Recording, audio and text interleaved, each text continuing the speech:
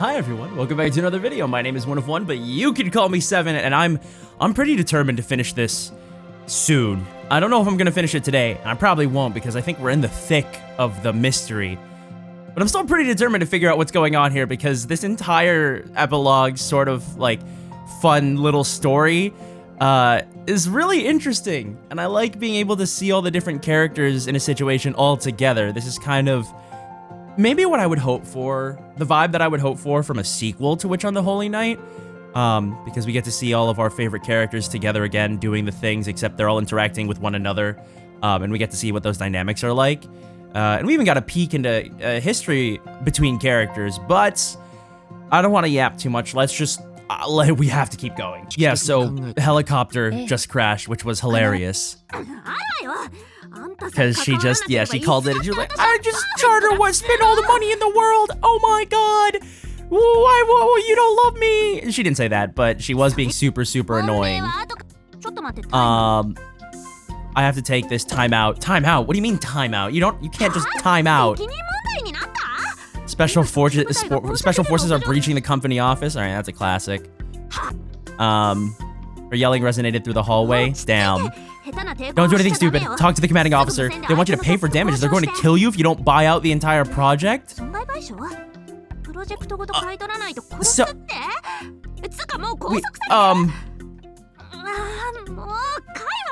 This is ridiculous. Hold on a second. Maybe there is a way. I'll extend my tour this year, sell off my stock, my island in Tahiti. That should be enough. Sign the papers. The defense industry is new territory for us, but your life is more important, Daddy. I was a little curious now. I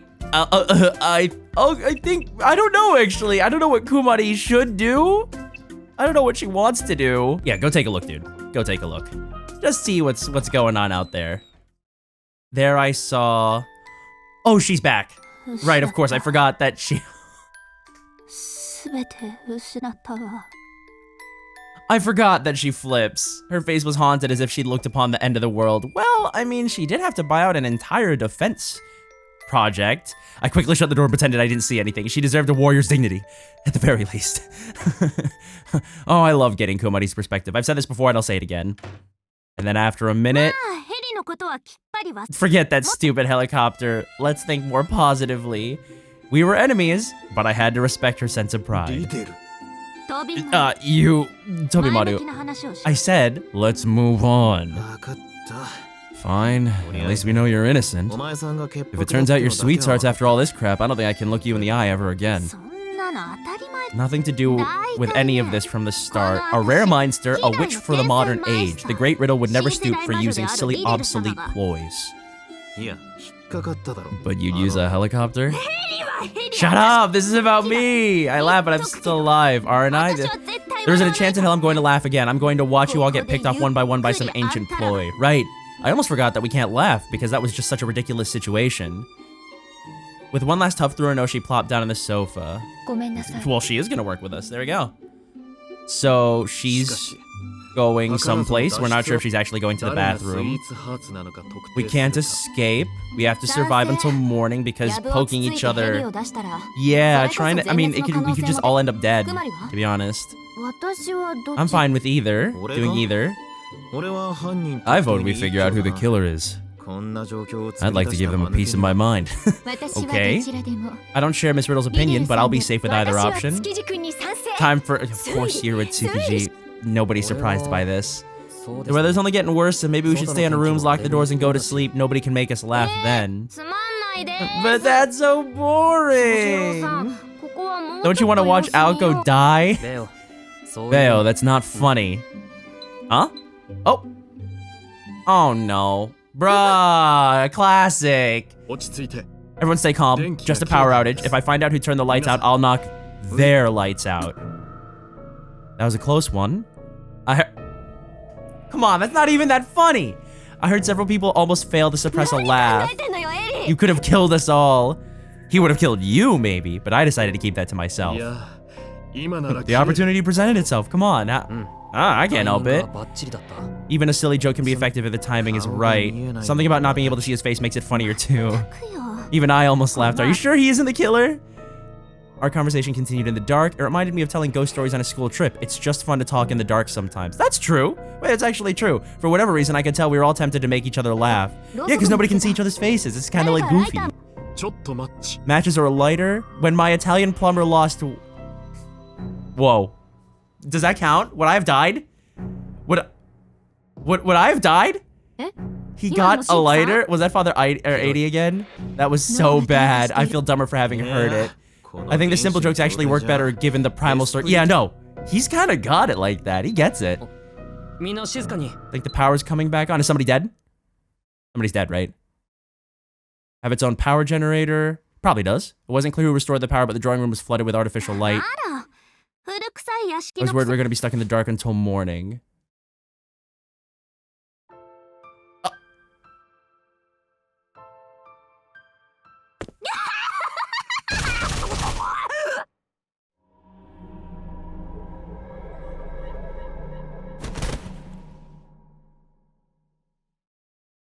So you're telling me that Alko showed up in a penguin suit. She said she had to go, got a little suit, got the lights to turn out, dressed up to try to get people to laugh, and then Riddle laughed and then got gunned down like a dog in the streets. Is that... Oh, look at... Did you see the way she PNG slid out of frame? Ozaki rushed over to her side, and nobody saw it? If she hadn't started laughing first, I'd have busted a gut for sure. Oh, yeah, that's bad. Tell us what you saw. Was it the killer? Something much more interesting, much worse. A squishy demon. Can she, like... Oh, this is like... She's been two-tapped now? Oh, Alko. Ozaki burst into tears, clutching Mei's lifeless body in her arms. So yeah, because we reset if we win, but like she's really dead now.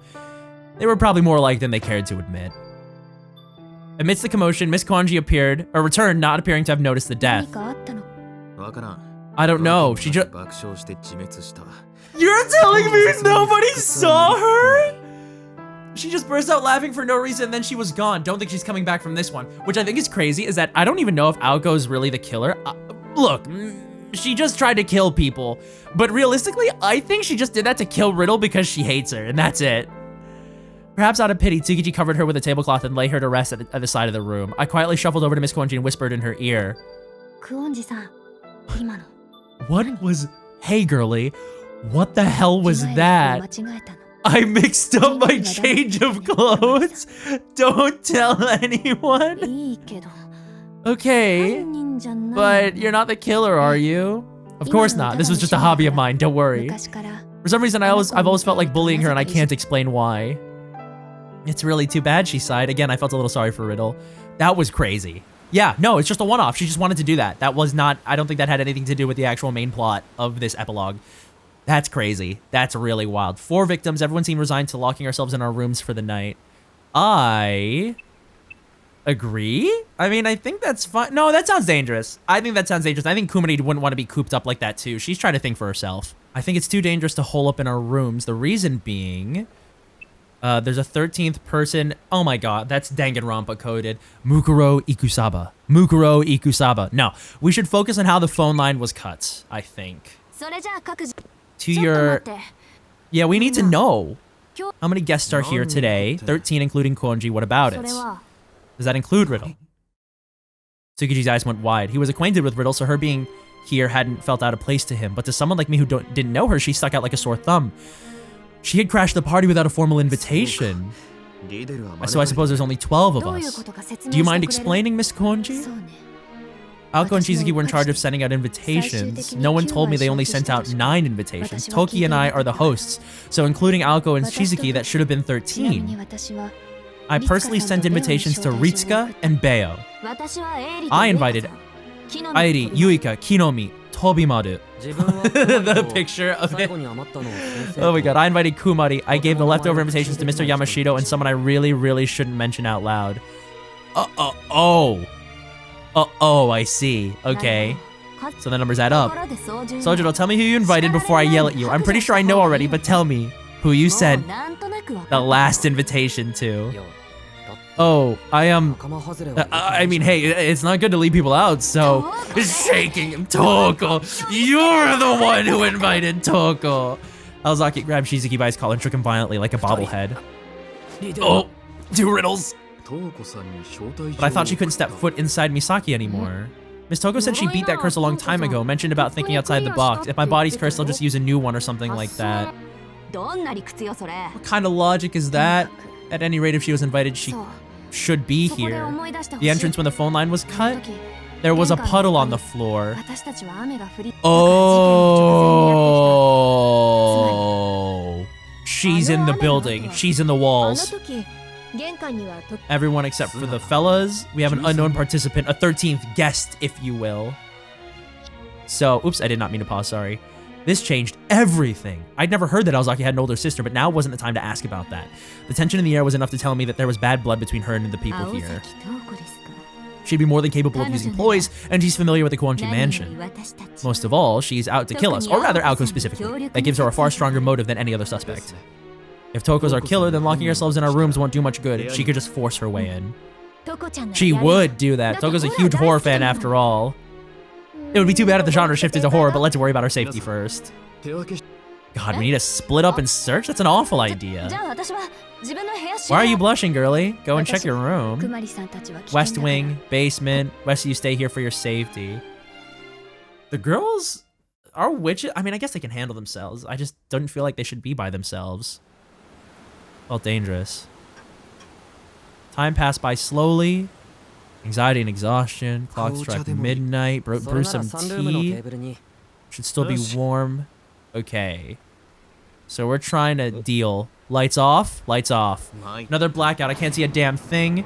A dazzling flash of light. Through the window in the sunroom, I can see lightning. Oh! Bayo!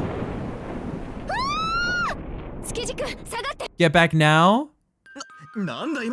Someone was there. You 3 over here into the hall? That was Bayo. That was Bayo. I definitely saw the outline of a person against the lightning. Someone was outside in the raging storm. It could only be the 13th guest. I swear that was just Bayo. The wall lamps here appear to be on separate wiring, so at least it wasn't completely dark. Oh, I haven't seen that face on her before. Was she the one who screamed? Look after Kojika. Off she goes. She disappeared into the dark corridor connecting to the parlor. Father Aidi and Sister Yuika came down the stairs and Miss Konji returned from the west wing. Did something happen? Saw someone in the sunroom. Alzaki returned as we explained the situation. No broken windows in the sunroom, so I don't think anyone slipped inside. Toko doesn't seem to be inside the mansion, which means that could have been her. I thought it was Bayo. I don't know. Let's start around the sunroom. It might be dangerous, so Sister Yuika and I will go. Aoko, would you mind coming with us? I don't think I'll be of much use in this wind. I won't be able to hear a thing. Sure. I just didn't want to make Aoko go alone. I can defend myself. I'm worried about you, to be honest. You're not armed. We seem to work well enough together. Asking Sojiro. It's dangerous for Alzaki to go alone, or it's best to wait for all 3 to return. All right, please ignore the fact that the game was the wrong size for like 8 minutes there. Look, I don't know what happened, but you guys know what was happening anyway. I was narrating. I was telling the story. It's fine. Just chill, all right? I'm sorry. So Alzaki can definitely defend herself. And I don't know how much use Kumari is going to be if you're going to go with her. I feel like that'll just put her in danger, and she doesn't know enough about Toko or really anything that's going on. I think it's okay for us to wait. Wait inside the mansion. If I don't find anything after 20 minutes, I'll be back. Let's go, Sojiro. Yeah, they'll be okay. Nothing usual about tonight. He kept pace at the priest's side, his head on a swivel. Maybe it should have been 2 and 2? But again, I feel like Kumari needs to stay as an observer. I feel like putting her in danger is the wrong move. The power still wasn't back on. Looks like we're not going to get the lights back tonight. Let's hope the guest room are still okay. Okay. Where's Bayo? Yeah, he was outside. Don't leave Yuika's side. You're gonna go look? I'm used to dark nights like these. Come to think of it, but wait, I don't see this ending well at all, or... I'm actually not sure. Wait, I'm confused. I don't know what this decision is supposed to mean. I guess I'll engage with the Bayo thing because I thought I saw him outside. They were away for a while, so like Alzaki, they could have murdered Mr. Tokitsu and Mr. Yamashiro too. 20 minutes? Dried herself off. Surprised the trees are still upright. Probably the ploy's doing. Started from the left side. She patrolled a loop of the entire mansion and didn't find anything in the sunroom. Didn't run into Father Eiri and Sojiro. And then they went into the forest? Oh no. Oh! Are they back? Oh no, looking sullen and dripping wet. I looked away for a second and then something very funny happened to the father. Shizuki was clearly downtrodden, but he made a bizarre choice of words. You mean Father Eiri's sounds that way? What on earth could take out someone like Father Eiri? Shizuki was biting his lip, clearly ashamed of losing track of the priest and falling for the killer's trap. What are you holding, Sojiro? Long and fluffy in his hand, about 8 inches in length. In the east wing, front of the sunroom. Oh, a golden dog plushie. Strange pattern on its forehead. Well, this is meant to represent Bayo, yes? Golden dog? 5th victim. Oh, it's Bayo, yeah. Yeah. Was he trying to ask for our help? What did that mean? Bayo saw the killer outside the sunroom. Was made to laugh somehow. Remembered we were inside and tried to get our attention? Ritsuko was the one who warned us to stay away from Bayo. She said she was used to dark nights. Did she know that the silhouette was Bayo trying not to laugh? I was secretly counting on Bayo the most. Where was Father Eiri killed? West side of the forest. We thought we saw something moving. Went to check, heard laughter, then I heard the scream like thunder and there was a shower of blood, and when I looked up I saw... We all braced for the gruesome description of the priest's demise. A bunch of ropes tied up like a spider's web between the trees. Oh, his body was a center all twisted. He was completely naked and he had a rose in his mouth. Who laughed? Instinctively, I turned to face the laughter behind me. Oops. And then she turned to stone. It all happened so quickly. Damn! Why did Sister Yuika laugh like that? What? Really? Sister Yuika turned to stone as soon as she heard Shizuki's report. She got petrified. Holy shit. She must have pictured what Shizuki was talking about. Oh! Sorry. She and Father Eiri were 2 of the sternest people I've ever met, and yet... Anyway, that's 7 victims now. They are dying so quickly. Unfortunately for us, all the people who posed the greatest threat to the killer were gone. The clock approached 1 a.m. And now we are in it to win it. It's getting later and later, and we're struggling. It's now, what, half past? Stuck standing in the foyer, surprisingly dark. Okay. So now I think we're in the end game. I feel like we might be getting close. Because people, they've started killing people very fast, and it's still an epilogue. It's not a full story. So we'll leave it here for now. I know it's a shorter video, but we'll figure it out, fellas. I hope you guys enjoyed that. I definitely did, and I will see you guys in the next video. So for now, have a good rest of your day, and I will see you soon. Bye.